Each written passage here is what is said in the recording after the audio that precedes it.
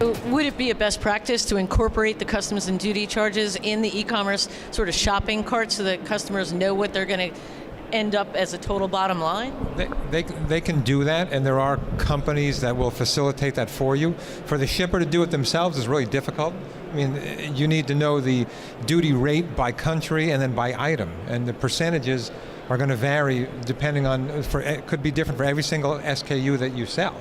So it'd be really difficult to maintain that kind of a database. There are companies that have software programs that will do what's called harmonize the product on the fly and calculate the duty and tax rate as the order's being placed. But from my experience, lower value items, and I mean lower value is under a couple $100, it's probably not worth it because that becomes an expensive process for the shipper. Okay. They're paying per transaction to have that calculation done. To Mary's point about the 70% of rejections are due to duty and tax issues, that's probably true. I'm sure it is. But I wonder how many pieces out of 100 are rejected at all, and then the 70% may become a small number.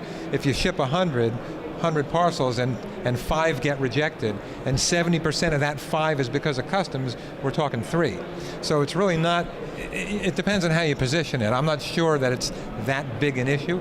We have customers that ship, I'd say 98% of them ship delivery duty unpaid, meaning it's the consumer's responsibility, and it does happen. Stuff gets rejected, but it doesn't seem to be an overwhelming problem. Right. Nobody's looking for lots of fixes.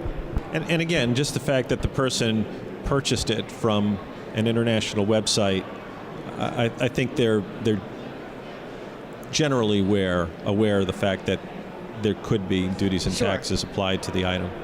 So let's talk a little bit about knowing the importance of address quality in terms of deliverability and understanding that some of the pieces are going to get rejected and come back for address quality, some will be related to duty issues. What is the path? How does this work? When you mail out a parcel for a customer and it comes back, does it come back to you and your company, Marc? It depends on how it's mailed. It depends. If we mail it through the USPS, and the return address is on the piece and it's accurate, it'll come back to the customer very often. If it's mailed through a third party, then it'll come back to the shipper, and oftentimes that's us. So it really depends on how you're sending it. And is that true if it's a letter or a parcel?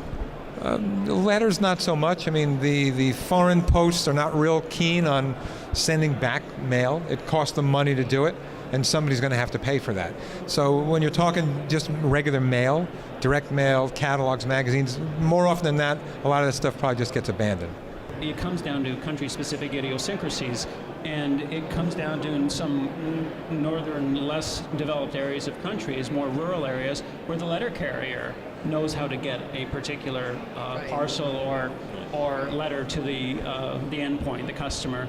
So it's really, that's when customer service kicks in for a given company, where they need to determine, do we call this individual to validate that his actual address is correct? So you flag the address and then act accordingly. Whether you mail or ship that product is the decision of the business. And if it's in the gray area, then investigate it so you don't incur the cost of it being either returned or not delivered altogether. If you want to get the returned mail back, and it is important, like Marty's saying, otherwise you really can't tell if it's good, then you need to spend a little money and use the right service. So there are services that USPS provides, IPA, for example, that does return mail. And it returns it very, very efficiently and very, very quickly. So if that's really a concern, then use that level service at the front end. You're going to pay a little more, but you're going to get the returns back without having to pay for them. All of the USPS international letter services offer a free return of undeliverables. So and I agree with Marc, the posts do try to their best ability to deliver items, because there is time and effort and expense for them to return it. If they truly can't deliver it, there is a process for it to be returned, to the U.S.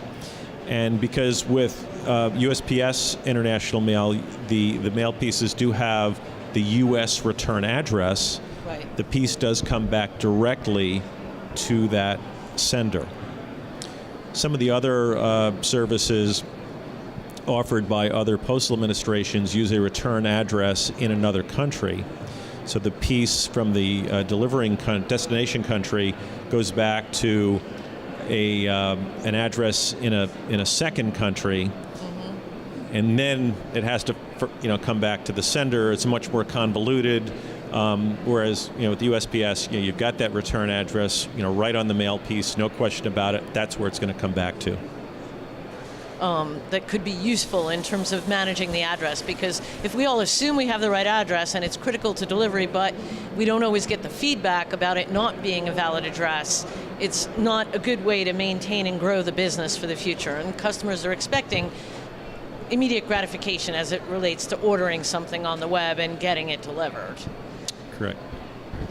Yeah. So what other tips or tricks might you suggest to folks that are just getting into the global business? We'll just go one round down. Well, I'd say the best thing that you can do is just get beyond some of the hesitation that people have had for many years about customs and mail and things like that. Their rules and regulations are much more complicated now than they have been, but there are a lot of good service providers out there that can help you get it done as well. Just worry about taking the orders and collecting the money. Even that's gotten a lot easier because of the web, and let the service providers take care of the rest for you.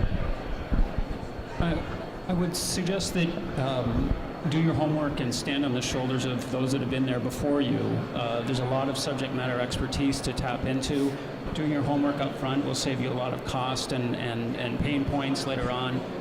There's a lot of idiosyncrasies at a country-specific level. An example is in South Korea, by including a phone number on the piece of mail or parcel that's being delivered, it increases the likelihood of deliverability just due to the complexities of the system in South Korea. And the letter carriers have mobile phones. If they can't find the place, they'll call.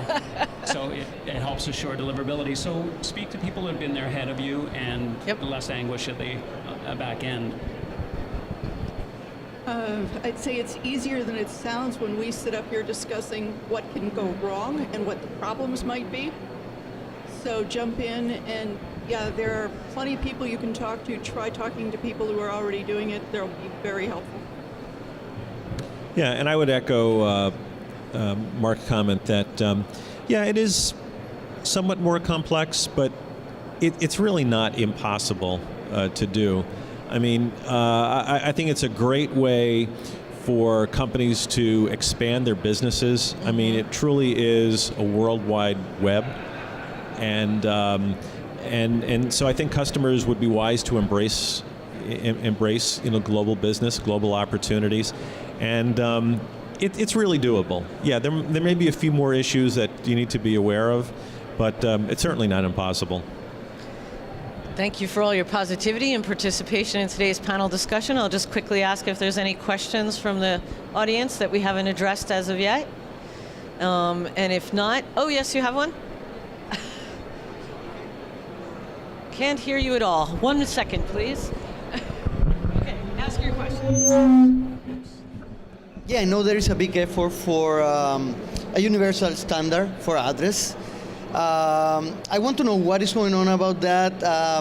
How far are we for having some kind of universal standard for addressing?